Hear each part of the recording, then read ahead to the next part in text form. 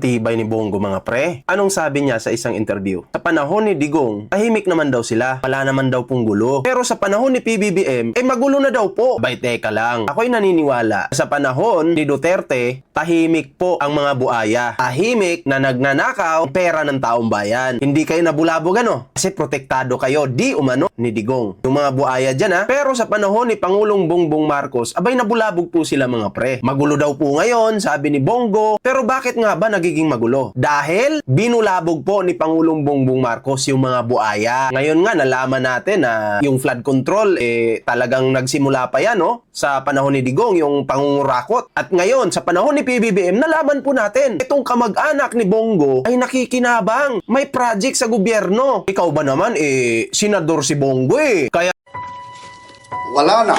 Wala na. Hindi ko na alam.